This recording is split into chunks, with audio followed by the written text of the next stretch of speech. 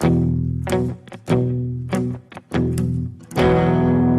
as placé les étoiles au commencement de l'univers. Alpha. Oh, rien ne peut être. Amen. Nous allons lire dans le livre des Juges, Juges chapitre 6, verset 25 à 28. Juges chapitre 6, verset 25 à 28. Je lis au nom du Seigneur. Amen. Cette nuit-là, le Seigneur dit à Gédéon, Cette nuit-là, le Seigneur dit à Gédéon, prends le taureau de ton père, prends le taureau de ton père, celui qui est né le deuxième celui qui est né le deuxième, et qui a 7 ans. qui a 7 ans. Après cela, tu détruiras l'autel où ton père adore le dieu de Baal. Après cela, tu détruiras l'autel de ton père. Après cela, tu détruiras l'autel de ton père. Adore le dieu Baal. Où ton père adore le dieu Baal.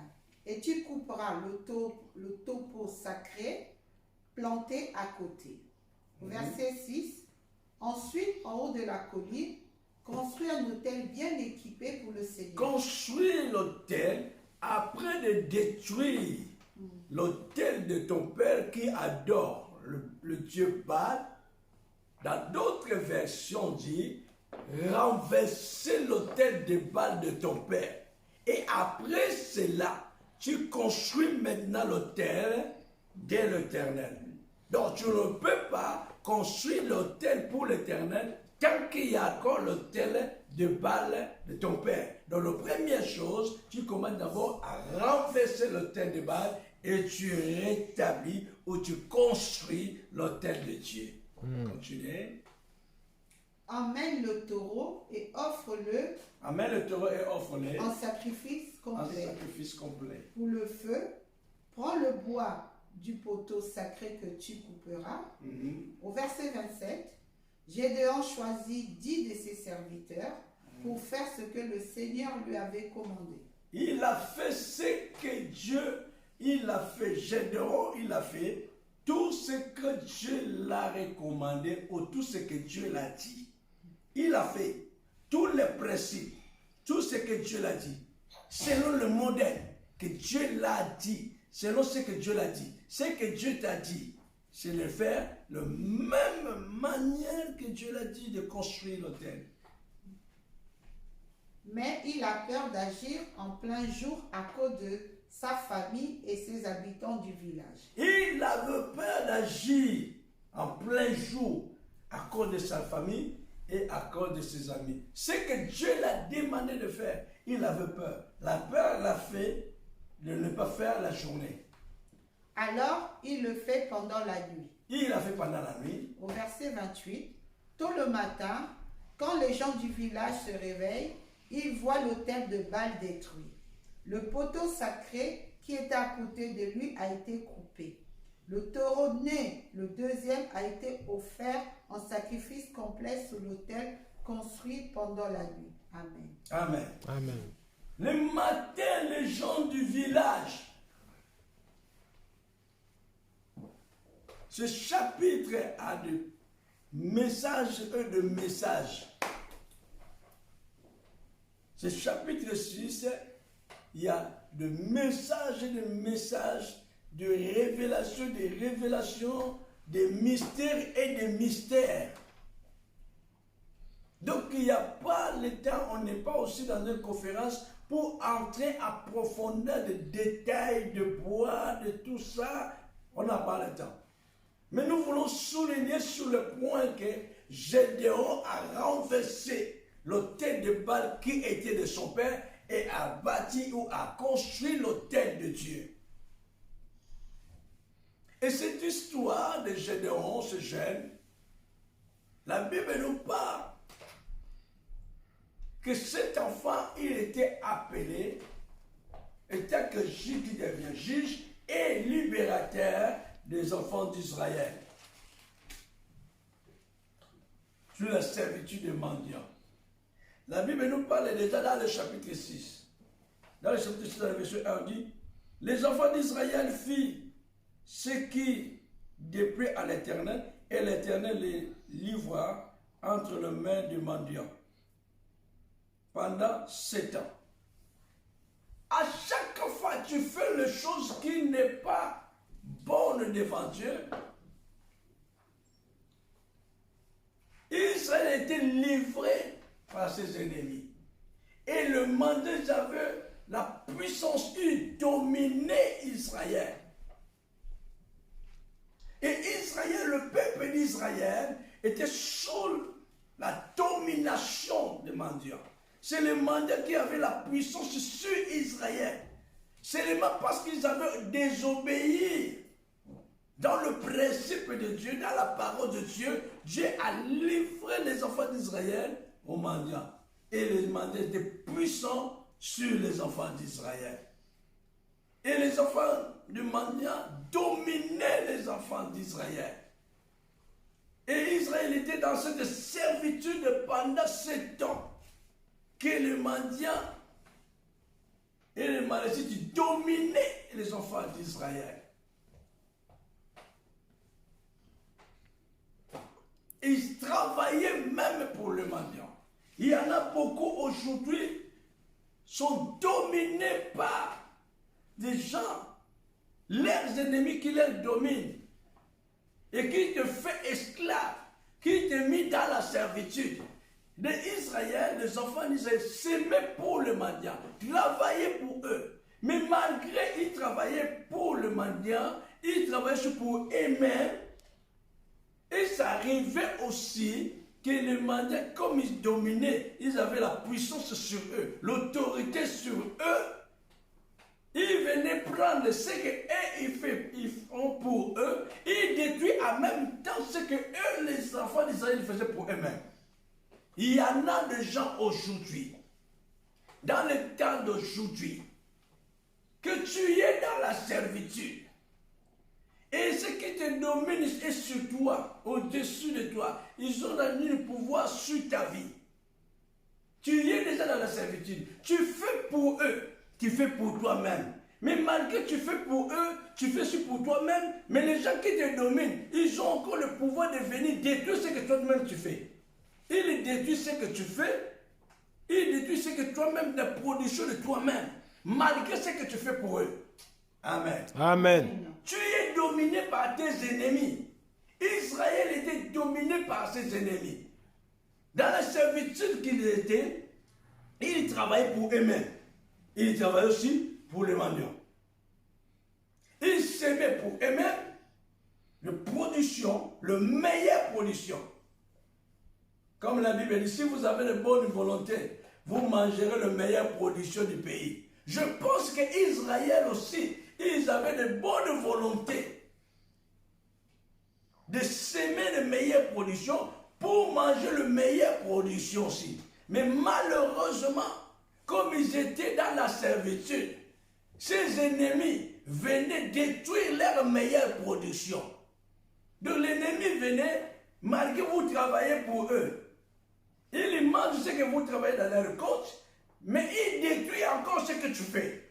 Donc il y en a des gens aujourd'hui, tu es dans la servitude, tu es en prison, tu es esclave, spirituellement esclave. Tu travailles que pour les autres, tu travailles que pour ceux qui te dominent, tu travailles seulement pour ceux qui sont puissants que toi, et tu travailles aussi pour toi-même. Mais malgré que tu fais tout pour eux, mais il vient encore te détruire ce que toi-même tu fais pour toi-même. Je pense qu'il y a quelqu'un qui me suit. Donc, tu travailles pour eux. Malgré le bien que tu fais pour eux. Mais ils ne voient pas le bien que tu fais pour eux. Mais il vient encore détruire ce qu'il y a à toi-même. Amen. Alléluia. Amen. Voilà un peu cette image. Je travaille pour eux. Tu sens, tu fais ce qui te domine, ce qui te demande. Tu es dans la servitude. Tu es dans un esclavage. Tu travailles pour les autres. Mais tu travailles aussi pour toi-même, pour ton foyer, pour ton couple, pour tes enfants. Le meilleure production. Tu sèmes les meilleures productions pour que tu puisses avoir le meilleure production pour toi-même, tu puisses avoir le meilleure production pour ton foyer, puisses avoir le meilleure production pour tes enfants. Mais malheureusement, ce qui te domine, malgré ce que tu leur donnes, il vient, il détruit encore le meilleure production que tu as sémé. Il détruit encore le meilleur production. Tout ce que tu fais, tes ennemis viennent détruire cela. Pendant la nuit, pendant que toi tu dors, l'ennemi vient détruire ce que tu as sémé. Ton travail, l'ennemi vient détruire. Tes ennemis viennent détruire ton travail. On voit l'histoire de blé et de livret. Et d'autres choses que le Seigneur n'avait pas sémé. Pendant la nuit, l'ennemi venait s'aimer. Le matin, les gens se réveillent, ils voient d'autres produits qui ont poussé. Le Seigneur a dit aux gens, aux disciples, que voilà, pendant la nuit, c'est l'ennemi qui est venu s'aimer tout ça. Et c'est pareil. Tes ennemis détruisent ta production que tu es en train de s'aimer avec une bonne volonté.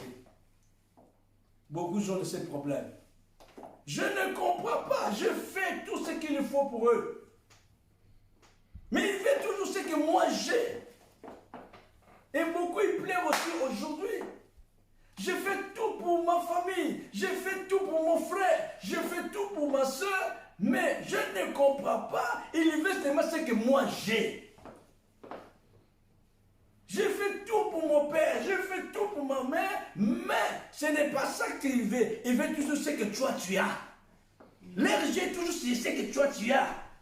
Il te demande ce que tu as, tu ne comprends rien. Tu me dis, mais je leur ai déjà donné ça. C'était aussi très bien pour eux. Mais non, il veut seulement ce que toi tu as. Et comme tu ne veux pas donner ce que tu as, ça devient un problème. Ça devient une guerre. Beaucoup ils pleurent aujourd'hui. Je fais tout ce qu'il faut. Je suis même fatigué. Peut-être les mêmes personnes que tu avais fait du bien, un grand bien, sont les mêmes personnes qui détruisent ta production. Amen. Tu as fait du bien à cette personne, mais les mêmes personnes, c'est lui qui s'engage les gens pour détruire tes affaires. Il s'engage les gens pour détruire tes commerces. Il s'engage les gens pour détruire tes projets. Et les gens que tu avais fait du bien. C'est pourquoi? Parce qu'ils ont maintenant le pouvoir sur toi. Et tu es dans leur servitude. Et les enfants d'Israël, on leur a détruit tout ce qu'ils avaient sémé. Ils n'avaient ni le bien. Tout était détruit par le mendiant. Et la Bible dit ceci, dans leurs angoisses. La Bible dit, Israël, ils étaient totalement malheureux. Ils croyaient peut-être de ce qu'ils ont semé. Ils croyaient peut-être dans leur courage, leur force. On fait pour les mendiants, mais on fait pour nous-mêmes. Mais tout était détruit par l'ennemi. Ils étaient pauvres. Ils étaient malheureux. Il n'y avait rien pour vivre, ni à boire, ni à manger. À cause de leurs ennemis. À cause de leurs adversaires. Si vous regardez cette histoire dans les Juges chapitre 6, vous allez voir cela. Ils étaient malheureux, malheureux. Mais la Bible dit ceci, dans leur malheur, ils ont crié vers l'Éternel. Alléluia. Amen. Dans leur malheur, dans leur situation qui était compliquée, la Bible dit qu'il ne manquait ni à boire, ni à manger. Ils étaient malheureux, malheureux, malheureux. Ils comptaient dans leur production. Ils comptaient dans leur travail qu'ils avaient fait. Qu'ils mangeraient la meilleure production du pays. Mais l'ennemi a tout détruit. Tu croyais que tu mangerais la meilleure production de ton travail. Les efforts que tu as fournis pour réussir, pour être à haut niveau. mais ton anniversaire, tes ennemis sont venus tout détruire et tu manques même à manger, tu manques même à boire. Tes enfants manquent quelque chose pour manger ni à boire. Le même gens que tu avais servi, le même gens que tu avais fait du bien, il te manque encore de toi. Et j'oublie. Mais la Bible dit que c'est une bonne nouvelle, qu'ils sont criés vers l'Éternel. Dans leurs souffrances, dans leurs angoisses, dans leurs malheurs, dans leur pauvreté, ils sont criés. C'est ce que la Bible dit. Ils sont criés vers l'Éternel. Ils ne sont pas criés vers les hommes. Ils ne sont pas chercher les hommes pour venir leur secourir. Ils ne sont pas chercher une force quelque part pour venir leur intervenir dans cette situation. Mais ils sont criés vers Dieu. Amen. Ils sont criés vers Dieu. Ils ne sont pas chercher la solution dans leurs propres moyens. Ou d'aller chercher les gens qui sont le plus fort que les manias pour venir les libérer dans cette situation. Mais ils sont invoqués Dieu. La Bible dit, invoque-moi. Le jour de ta détresse, invoque-moi, je te répondrai. Je te délivrerai. Invoque-moi le jour de ta malheur. Invoque-moi le jour de ta souffrance. Invoque-moi le jour de ta malheur, de ta tristesse. Invoque-moi. Je te répondrai, je te délivrerai et tu me glorifieras. Invoque Dieu dans toute notre situation. N'allez pas chercher ce qui est le plus grand que nos ennemis, mais allez chercher Dieu. Amen. C'est le Dieu qui est le Tout-Puissant. C'est le Dieu qui change de situation. C'est le Dieu qui change toutes les situations de nos vies. Amen. Alléluia. Amen. Invoque Dieu. La Bible dit, ils ont crié vers l'Éternel. La Bible dit, invoque-moi, je te répondrai. Amen. Je t'annoncerai de grandes choses, des choses que tu ne connais pas. Amen. Et donc, cela veut dire, il y a des choses que nous ne connaissons pas. Mais quand nous allons invoquer Dieu, Dieu va nous révéler cela. Amen. Alléluia. Amen. Invoque-moi, je te répondrai. Quiconque invoquera le nom du Seigneur, il sera sauvé. Quiconque invoquera le nom du Seigneur, il sera sauvé. Tu veux être sauvé, tu veux être délivré, tu veux être libéré, tu veux t'assortir dans cette situation compliquée, invoque l'Éternel des armées. Amen. Invoque Dieu, invoque Jésus-Christ. Quiconque invoquera Jésus, il sera sauvé. Amen. Alléluia. Amen. Et ils ont invoqué le Seigneur. La Bible dit, ils ont crié vers l'Éternel. Ils ont crié vers l'Éternel. Verset 7, ils ont dit, verset 6, ils ont dit, Je lis au nom du Seigneur. Israël fut très malheureux voilà, fut malheureux à cause de mendiants. à cause de mendiants. Et les enfants d'Israël crièrent à l'Éternel. Les enfants d'Israël criaient à l'Éternel. Verset 7. Hein?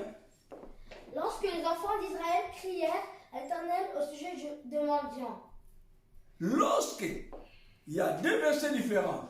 Dans le verset 6, il dit que Israël fut très malheureux à cause de mendiants.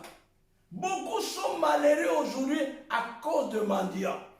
Beaucoup sont malheureux aujourd'hui à cause de sorciers. Beaucoup sont malheureux aujourd'hui à cause des démons. Beaucoup sont malheureux aujourd'hui à cause de leurs ennemis, leurs adversaires. Mais la Bible dit Israël à cause de mendiants et les enfants d'Israël criaient à l'Éternel. Dans le verset 6 dit les enfants d'Israël criaient à l'Éternel. Mais dans le verset 7 il dit lorsque les enfants d'Israël criaient. Voilà la différence. Dans le verset 6, on explique ce que les enfants d'Israël ils avaient fait. Mais dans le verset 7, il parlait quand ils avaient crié, les choses qui étaient passées. Les enfants d'Israël criaient à l'Éternel ce qu'ils avaient fait. Mais dans le verset 7, il dit ce qu'ils ont fait. Lorsqu'ils ont crié, l'Éternel envoya un prophète aux enfants d'Israël. Verset 6, les enfants d'Israël criaient à l'Éternel. Dans le verset 7, dit, lorsqu'ils criaient, lorsqu'ils ont pris la décision de crier, lorsqu'ils se sont mis engagés pour chercher Dieu, Dieu a envoyé un prophète. Dieu a envoyé un messager pour venir leur dire. Le prophète est venu leur a rappelé tout ce que Dieu avait fait dans leur vie. Voilà ce que Dieu avait fait. Le même mendiant là, le même ennemi là, je l'ai déjà chassé. Mais comme vous n'avez pas écouté ma voix, vous n'avez pas écouté la parole de Dieu, vous serez retrouvés aujourd'hui esclaves le même ennemi. Le prophète leur a rappelé. La Bible dit, quand le prophète a fini de parler, je reviens encore. Lorsque Israël criait, la Bible dit, Somme chapitre 7, 107, Somme 107, verset 20. Somme 107, verset 20. Somme 107, verset 20, j'en dis. Verset 19, 20. 107, 19, 20. 107, verset 19, 20. Je lis au nom du Seigneur. Amen. 17, 20. 19. Ah. 107, verset 19. Dans leur détresse, ils crièrent à l'Éternel. Ils criaient à l'Éternel. Et les délivra de leur angoisse. Et il les délivra de leur angoisse. Verset 20. Il envoya sa parole. Il envoya sa parole. Et les guérit. Et les guérit. Amen. Amen. Amen. Dans le verset 10, dit, dans leur détresse, ils criaient à l'Éternel et il les délivra de leurs angoisses. Et il envoya la parole. Lorsque Israël criait à l'Éternel, Dieu a envoyé un prophète. Un prophète, c'est un messager. Un prophète, il vient avec un message. Un prophète, il vient avec une parole. Il envoya la parole et la parole guérit. La parole leur délivrée de leurs angoisses et la parole guérit. Dieu envoie la parole. Et Ésaïe chapitre 30, verset 19-20. Ésaïe 30, verset 19-20. Ésaïe 30, verset 19-20. Ésaïe 30, verset 19-20. Isaïe 30, Verset 19 et 20. verset 19-20, je lis au nom du Seigneur. Oui, peuple de Sion, habitants de Jérusalem. Oui, peuple de Sion, habitant de Jérusalem, Tu ne pleureras plus. tu ne pleureras plus. Ils te feront grâce. Il te fera grâce Quand tu crieras, quand tu crieras. dès qu'il aura entendu, Dès qu'il l'aura entendu, il t'exaucera. il s'exaucera. Amen. Amen. Et c'est combien? Verset 19. 30, 19. Chapitre 30, verset 19. Il te fera grâce quand tu crieras. Donc cela veut dire crier pour que Dieu te fasse grâce. Crier à Dieu pour que Dieu t'accorde la grâce. Il te fera grâce quand tu crieras. Et si tu ne veux pas aussi crier, il ne te fera pas aussi grâce. Donc Dieu est prêt pour te faire grâce. Dieu est prêt pour te guérir. Dieu est prêt pour te délivrer, mais il te demande de crier. Moi, c'est écrit. Toi, le peuple de Sion, toi qui habites à Jérusalem, tu ne pleuras plus. Tu ne pleureras plus. Le Seigneur te montrera sa bonté Le Seigneur te montrera sa bonté quand tu crieras quand tu crieras vers lui. vers lui. Dès qu'il t'entendra, il te répondra. Il te répondra. Amen. Amen. Donc Israël, c'était ça leur démarche. C'est là que l'ange, dans ce moment-là de souffrance, dans ce moment-là de malheur, l'ange est venu se révéler l'ange est venu parler à Gédéon, à ce jeune Gédéon. Dans les moments de souffrance, dans les moments que Israël était dans le malheur, dans les moments de malheur, c'est une école de la maturité, c'est une école de la foi, là que Dieu aussi se révèle. Amen. Dans les moments que tu es dans la souffrance, Dieu peut venir se révéler à toi. Tu attends quelque chose de la part de Dieu, Dieu va t'envoyer la parole. Amen. Dieu t'envoie la parole. Et cette parole, c'est ça qui va te guérir. Dieu va t'envoyer la parole. Cette parole, c'est ça qui va te délivrer. Amen. Cette parole-là, c'est ça qui va te soulager. Dieu va se révéler à toi. La Bible dit, sans la révélation, nous sommes sans frère. Alors pendant que tu cries à l'Éternel, Dieu se révèle à toi. Ne crainte pas, je suis avec toi. Amen. Pendant le temps que tu cries à l'Éternel, parce que tu es dans les moments de souffrance, tu vois directement comment les chaînes sont en train de tomber, comment la maladie sont en train de partir, comment les portes de bénédiction sont en train d'être ouvertes. Amen. Dieu se révèle à toi. Pendant que tu traverses le désert, pendant que tu traverses des moments difficiles, pendant que tu crieras vers lui, Dieu se révèle. Il vient, il a envoyé son ange vers Gédéon. Il dit, lève-toi, va à héros, va avec la force que tu as pour libérer Israël. Mais les messages d'aujourd'hui, on vous le dit quoi? Nous sommes dans le brisement des dédicaces maléfiques. Donc dans la famille de Gédéon, il y avait une autel de son père. Dans la famille de Gédéon, son père il avait une autel. L'autel c'est quoi? Ce n'est pas l'autel là qu'on dort. Mais l'autel là c'est l'autel de sacrifice. C'est une table, soit en bois ou à pierre, là qu'on fait le sacrifice. Là on vient déposer notre offrande. On vient déposer notre sacrifice. Ils ont expliqué cela, l'autel du papa de Gédéon, c'était l'autel de Baal. Ce n'était pas l'autel de Dieu. C'est une chaîne comme là qu'on prêche la parole. C'est une autel.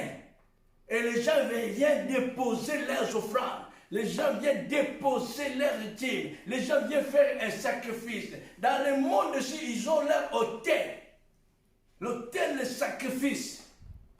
Là, ils portent leur sacrifice, ils portent leur holocauste. Donc, dans la famille de Gédéon, malgré Dieu l'a appelé, il ne peut pas aller plus loin. Il ne peut pas avoir la force qu'il faut pour libérer Israël s'il n'a pas renversé l'autel de son père. Parce que l'autel, il réclame aussi les gens. L'autel, il rappelle aussi les gens. Toi, tu ne peux pas aller plus loin parce que votre vie était déjà consacrée dans l'autel là. Alléluia. Amen. Et dans le dédicace où nous avons parlé, il y a aussi des autels, des sacrifices. Dans les dédicaces, il y avait aussi, on dit, les dédicaces, c'est une consécration. C'est une inauguration. On avait parlé qu'il y a des lieux, il y a des dates, il y a des l'heure, il y a des mois. Voyez, Père Gédéon, il est parti la nuit pour renverser l'autel, pour détruire l'autel de son père, que son père adorait le Baal. Dans le dédicace maléfique qui a été fait, des pays comme j'avais parlé, il y a des pays consacrés au diable, il y a des familles consacrées, il y a des enfants consacrés, il y a des personnes consacrées. Mais avant de consacrer, il y avait autel. Il y avait autel qui était bâti. Il y a des parents qui avaient leur autel. L'autel de Baal, l'image du diable. Qu'ils avaient leur autel. Il y a des parents jusqu'au présent, ils ont des chambres secrètes. Dans sa maison, dans sa grande maison, il y a une chambre que les gens ne peuvent pas rentrer là-bas. Il y a des parents aujourd'hui, ils ont des maisons, qui a des chambres, il y a des chambres, même leur propre femme ne peut pas entrer dans cette chambre. C'est une chambre secrète. Et dans cette chambre secrète, il y a l'autel, qui à chaque fois, il connaît l'heure qu'il rentre là-bas pour faire un sacrifice, pour donner son offrande. Il y a des chambres noires en dehors de la maison. Que le papa il a une chambre quelque part. À chaque fois, à telle heure, tel jour, à telle heure, il faut qu'il passe là-bas et il porte son offrande à l'autel de Baal. Et toi, tu es l'enfant qui est né dans cette famille. Dieu t'a appelé pour libérer un peuple. Dieu t'a appelé pour des grandes choses. Mais tu ne peux pas aller monter dans la dimension que Dieu attend de toi si tu n'as pas renversé cet autel. Si tu n'as pas détruit cet autel, la raison pour laquelle Dieu a dit à Gédéon, renverse l'autel de ton père. Détruis cet autel. N'ayez pas pitié de cet autel. Mais tu les détruis, tu les renverses, tu les mets en pièces. Mais ne reste pas comme ça. Mais tu rebâtis, tu vas construire l'autel pour Dieu. Amen. Ça, c'est seulement quand tu détruis une autel de Baal. Tu renverses une autel de Baal, la vie de beaucoup de personnes est sauvée. Amen. La vie de beaucoup de personnes est libérée. Parce que la vie de beaucoup de personnes était consacrée à cet autel. Ils avaient fait une inauguration, ils avaient fait une consécration, une dédicace magnifique. Maintenant, comme toi tu es appelé de Dieu, comme toi tu es envoyé de Dieu, tu détruis cet autel, tu libères la vie de beaucoup de personnes dans la famille. Amen. Si cet autel est dans le pays, tu libères ce pays. La vie de ce peuple, de cette nation sera libérée parce que tu as détruit l'autel du diable. Le preuve, quand Gédéon a détruit l'autel, il a construit l'autel pour Dieu. L'autel, c'était l'autel du papa de Gédéon. Ce n'était pas l'autel du quartier. Ce n'était pas l'autel de la ville. Ce n'était pas l'autel de la nation. Mais à grande surprise, nous voyons les gens du quartier, les gens de la ville, le matin, ils voient l'autel renversé. Ils voient l'autel détruit. Ils sont venus vers le papa de Gédéon. Parce que l'autel est détruit. Qui a détruit l'autel? Il cherchait la personne qui a détruit l'autel. Il cherchait la personne qui a renversé l'autel. Pourquoi? Parce que même les gens du quartier, même les gens de la ville, ils avaient l'habitude de faire leurs sacrifices dans le même autel. C'est pour cela que j'avais dit, il y a d'autres quartiers qui sont déjà vendus. Il y a d'autres communes qui sont déjà consacrées au diable. Les sorciers sont déjà parlé des paroles de malédiction que nous devons briser cela. Voilà le preuve. L'autel peut-être c'est l'autel de votre père, mais les gens du quartier veulent se servir là. Peut-être l'autel de votre maman, mais les gens de maman des quartiers viennent se servir là. Les mamans des quartiers, ils amènent aussi les sacrifices dans le même hôtel. C'est comme une kelemba. Comment on appelle ça en français? Cantine. Tantine. Demain, ça sera ton tour. Demain, ça sera mon tour. Après, demain, ça sera votre tour. C'est comme les tantines là. Mais il y avait qu'un seul hôtel qui n'était pas dans la famille des autres. Ce n'était pas l'hôtel de la famille des autres. C'était l'hôtel de la famille de Gédéon. L'hôtel de base du papa de Gédéon. Mais tout le monde est dans les quartiers. Tout le monde est dans les communes, dans la ville. Ils viennent mettre leurs sacrifices dans le même hôtel. C'est comme une cantine. Demain, c'est votre tour. L'autre jour, ce sera notre tour. Mais Dieu a suscité un homme. Dieu a appelé un homme. La raison pour laquelle quand l'hôtel est détruit, tout le monde était dans le malheur. Tout le monde pleurait qui a détruit notre hôtel.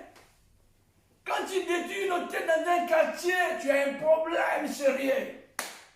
Parce que la vie de ce quartier, ça sera libéré. Alléluia. Amen. Quand tu détruis l'hôtel dans une ville, tu auras un problème sérieux. Parce que la vie de beaucoup de personnes dans cette ville est libérée. Alléluia. Amen. Quand tu renverses l'autel d'une nation, tu auras des problèmes. Parce que la vie de beaucoup de ce peuple-là est libérée. Mais laisse-moi te dire une bonne nouvelle. L'Éternel des armées est avec toi. Jéhovah Sabaoth est avec toi. Le Dieu Tout-Puissant avec toi. Il te fera la guerre dans ce quartier-là. Il te fera la guerre dans cette ville-là. Il te fera la guerre dans cette nation-là. Il te fera la guerre dans votre famille-là. Mais il te vaincra pas. Parce que Dieu est avec toi. Amen. Quand tu renverses l'autel de votre famille, la vie de beaucoup de membres de famille est libérée. Amen. Alléluia. Amen. Dieu nous a appelés à renverser l'autel de nos parents. Les autels du diable, les autels de sorciers qui est dans les familles. Des codes, il y a tout ça. Que ces autels doivent être détruits. Amen. Pour que la vie de beaucoup de personnes soit libérée. Il y a des familles qui sont des cognas, je ne sais pas en français. Là, il y a des familles qui ont des hôtels de cognas. L'escargot en français. Chaque année, il faut qu'il y ait des sacrifices pour que la personne qui est à la tête de la famille puisse réussir. Il faut qu'il donne des gens, donner un sacrifice.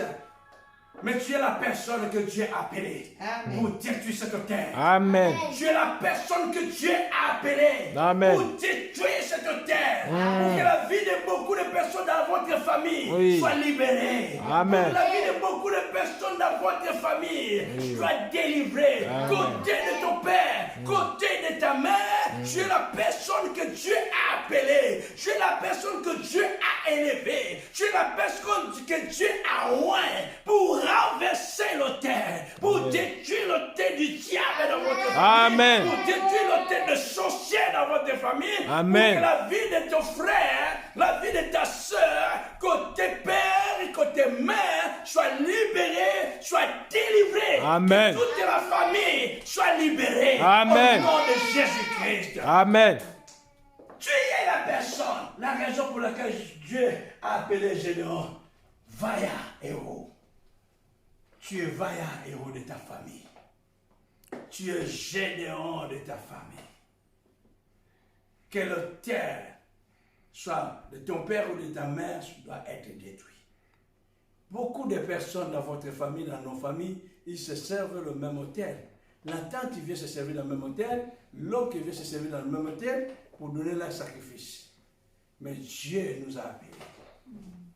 Dieu nous a appelés à une mission. Avant de commencer la mission, on doit d'abord détruire ces hôtels-là, des sorciers, cet hôtel-là des démons, que la vie de nos frères et sœurs, des cousins, des cousines, des nièces, des neveux, de petits-enfants, même de nos parents, certains de nos parents, leur vie est consacrée au diable.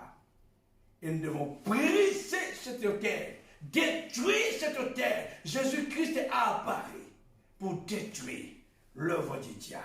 Et nous nous sommes appelés pour détruire l'œuvre du diable. Jésus a dit à Pierre, le diable te réclame. La vie de beaucoup de personnes est réclamée par rapport à l'autel. La vie de beaucoup de personnes est réclamée, même si tu pries, pendant que l'autel là existe quelque part, pendant que l'autel de diable, l'autel de sorcellerie existe encore dans un village caché, dans une chambre cachée quelque part, dans un continent caché quelque part. Et cet hôtel, il réclame les gens. Si tu ne te lèves pas pour détruire, cet hôtel-là va vous finir. Va finir tous les intelligents en famille. Va finir tous les gens riches dans la famille. Ça va détruire, ça va faire des ravages. C'est pour cela que Jésus-Christ a dit à Pierre, le diable te réclame, mais je prie pour toi. Pour que toi, quand tu seras délivré, affermer les autres. Jésus nous a délivrés pour affermer les autres. Jésus nous a sauvés pour sauver les autres. Jésus m'a sauvé pour sauver les autres. Jésus t'a sauvé pour sauver les autres. Jésus t'a libéré pour libérer les autres. Simple principe de détruire cet hôtel. Que Dieu vous bénisse. Tu es la personne que Dieu a oint. Tu es la personne que Dieu a mise à part. Pour que beaucoup de temps du monde qui sont sous l'esclavage, tant du monde sous la servitude, qui soient libérés pendant le temps que tu te lèveras la nuit pour détruire cet hôtel. Détruire les instruments de la sorcellerie qui leur permettent en connexion, qui leur permettent un réseau, qui leur permettent à voyager. Tu es la personne. N'aie pas peur parce que Dieu est avec toi. Que le Seigneur vous bénisse. Amen. Amen. Amen.